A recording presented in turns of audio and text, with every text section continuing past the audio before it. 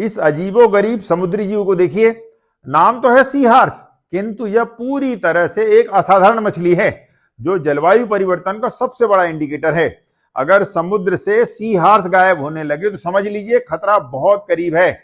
इस पृथ्वी पर ऐसे भी जीव हैं जिन्हें इंडिकेटर स्पीशीज कहते हैं, यानी उनकी हालत देखकर पूरे पर्यावरण की सेहत का अंदाजा लगाया जा सकता है। सी हार्स समुद्र का एक ऐसा ही थर्मामीटर है।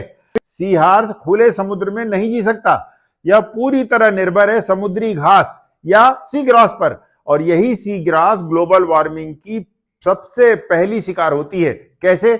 जैसे ही समुद्र का पानी गर्म होता है, समुद्री घास मर जाती है और इसीलिए उस पर रहने वाला सी हार्स भी गायब हो जाता है।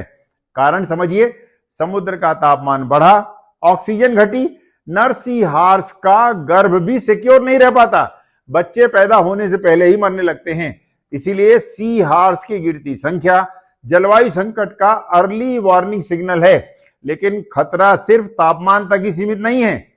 वातावरण में कार्बन डाइऑक्साइड बढ़ने से समुद्र धीरे धीरे अम्लीय यानी एसिडिक होता जाता है। इसका सीधा असर सी हार्स के शरीर पर भी पड़ता है। उसकी हड्डी नुमा प्लेट्स कमजोर होने लगती हैं और बच्चों की सर्वाइवल रेट तेजी से गिर जाती है।